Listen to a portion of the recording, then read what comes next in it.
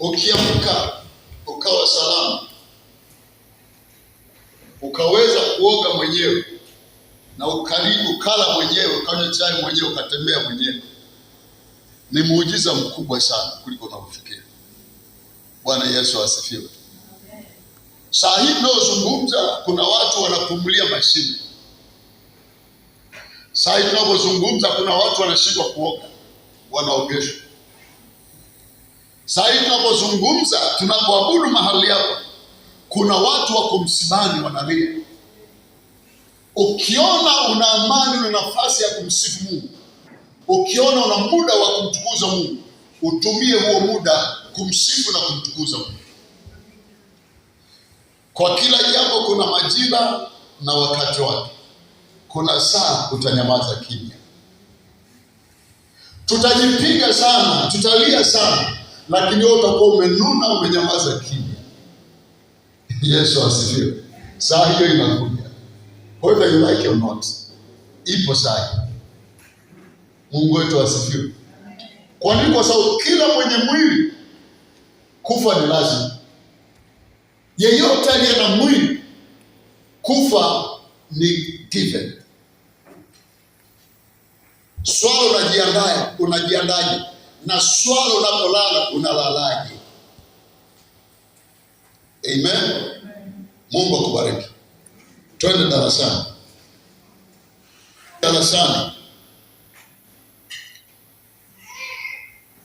Somo langu ni mipango inayotekelezeka ndiyo siri ya mafanikio.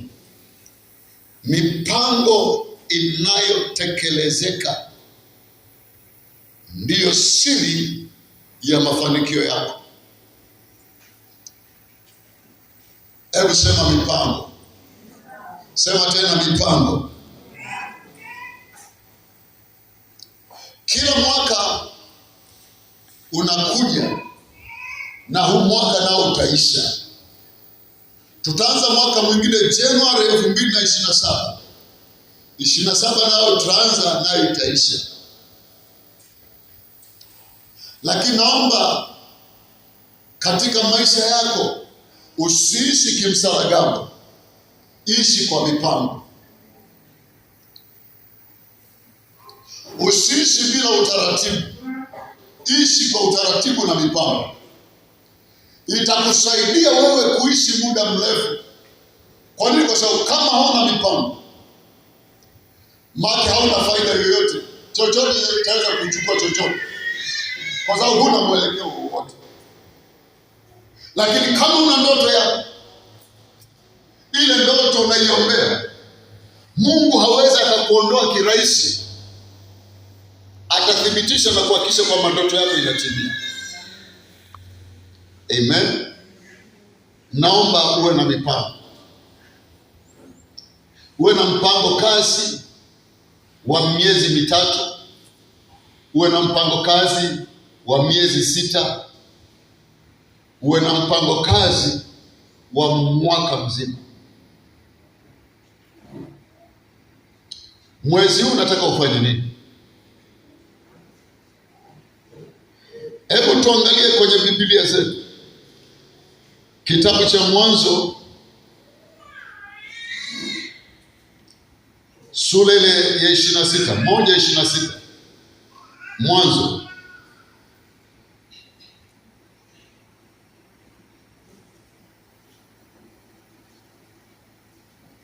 Umefika? Kitabu cha Mwanzo. Nataka tuende sambamba. Mwanzo sura ya 1. Kitabu kile cha Mwanzo sura ile ya 1 mstari wa 26 hadi 28. Anasema, Mungu akasema, na tumfanye mtu kwa mfano wetu, kwa sura yetu, wakatawale samaki wa baharini na ndege wa angani na wanyama na nchi yote pia, na kila chenye kutambaa kitambacho juu ya nchi. Mungu akaumba mtu kwa mfano wake, kwa mfano wa Mungu alimuumba, mwanamume na mwanamke aliwaumba. Mungu akawabarikia. Mungu akawaambia, zaeni mkaongezeke, mkaijaze nchi na kuitiisha, mkatawale samaki wa baharini na ndege wa angani na kila kiumbe chenye uhai kiendacho juu ya nchi. Amen. Mungu wetu asifiwe. Mungu anaweka mipango. Anasema na tufanye mtu kwa sura yetu na kwa mfano wetu, wakatawale. Hawa watu, huyo mtu atakayemuumba, lengo lake ni ili aje atawale uumbaji wa Mungu. Mungu ameumba kila kitu, lakini hakuwepo mtu wa kuitunza bustani, hakuwepo mtu wa kuilima bustani, hakuwepo mtu wa kuipalilia bustani. Kwa Mungu akasema na tufanye, akaweka mipango. Hebu sema mipango. Hii sura ya kwanza sio ya utekelezaji, ni mipango ya Mungu wa utatu. Walikaa Yesu Kristo, Roho Mtakatifu na Mungu Baba, wakasema na tufanye mtu ili akatusaidie kutunza uumbaji ulioumba kule duniani. Mipango. Hebu nenda sura ile ya kwanza, sura ya pili, Mwanzo 2 sura ya pili. Mwanzo hiyo sura ya pili mstari ule wa 7.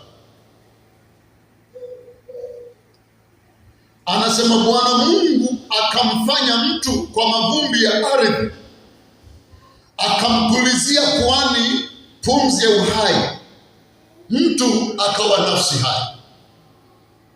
Bwana Mungu akamfanya mtu kwa mavumbi ya ardhi, akampulizia puani pumzi ya uhai, mtu akawa nafsi hai. Tunaona mipango katika sura ya kwanza mstari wa 26 mpaka 28. Mungu anaweka mipango. Tunamwona Mungu huyo sura ya pili mstari wa 7 anaingia kutimiliza, kutekeleza kile alichopanga katika sura ya kwanza, anaingia kukitendea kazi. Mipango yako yoyote unayopanga iwe na utekelezaji. Usiweke mipango hewa, weka mipango inayotekelezeka, kama ambavyo Mungu alipanga sura ya kwanza akaja kutekeleza sura ya pili. Mungu wetu asifiwe. Mipango.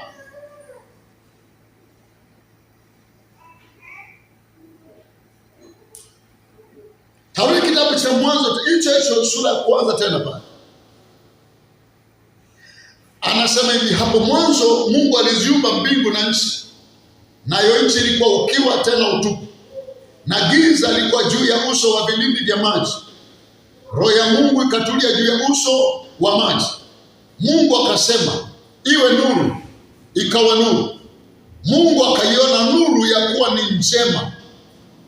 Mungu akatenga nuru na giza. Hebu sema Mungu akatenga nuru na giza. Sema tena, Mungu akatenganisha nuru na giza. Bwana Yesu asifiwe.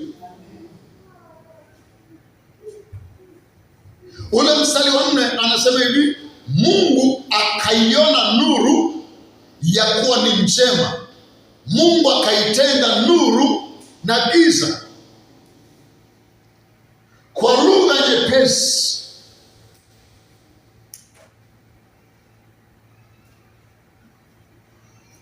giza na nuru vilikuwa pamoja,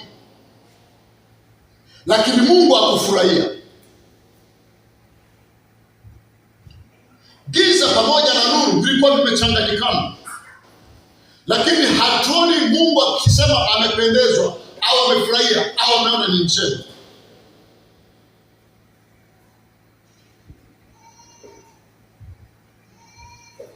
Lakini muda ulifika, Mungu akatenganisha.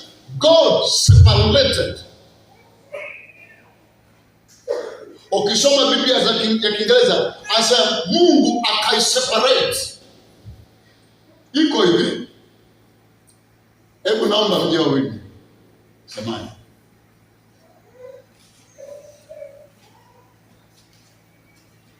Bwana Yesu asifiwe. Naomba kumbatia neno. Mungu wetu asifiwe. Wakati nuru na giza vimekumbatiana, vimeshikamana, vimechangamana, Mungu hakuona wema wowote. Sasa Mungu ikafika mahali, kwa sababu hakuona wema wowote, akasema hivi, giza akalitenga na nuru, akaseparate. Mungu wetu asifiwe.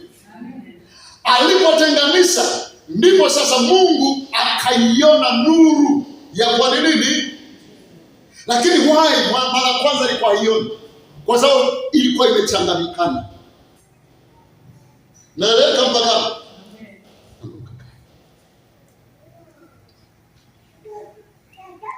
naeleza taratibu, nataka uelewe, kwa sababu watakatifu wengi sana walokole na kuwa na spidi ya kukimbilia mbele kabla huku nyuma hujaelewa.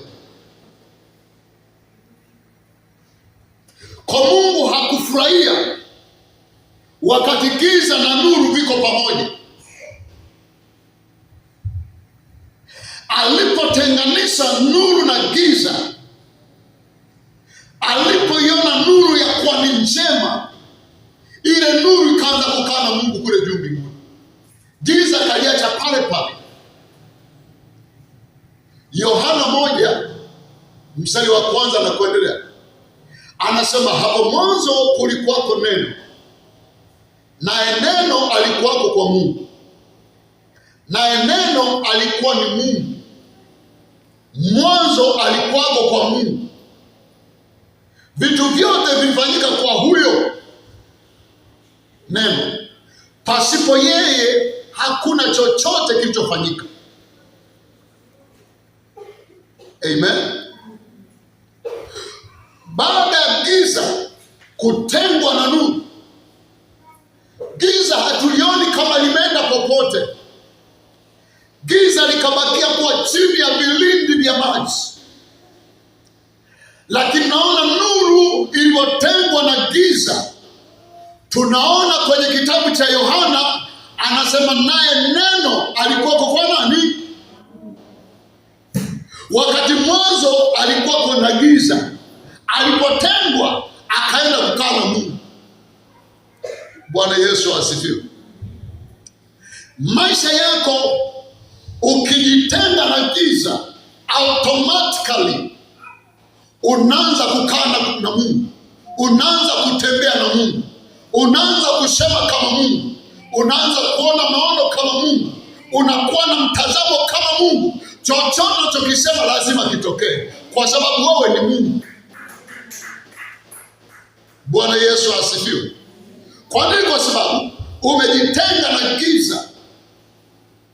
Ukishajitenga na giza, chochote utakachokipanga kitatimia, chochote utakachokisema hakitazuilika.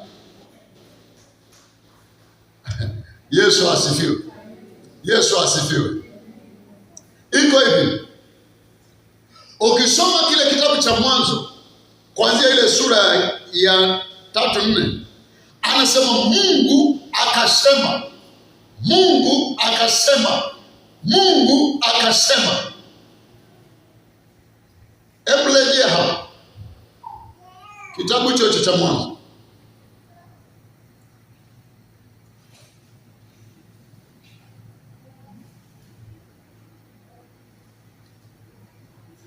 Kuanzia ule mstari wa 9, anasema Mungu akasema maji yale chini ya mbingu na yakusanyike. Mstari wa 11 anasema Mungu akasema nchi na itoe maji, mche utoao mbegu. Bwana Yesu asifiwe. Kwa Mungu akasema, aliposema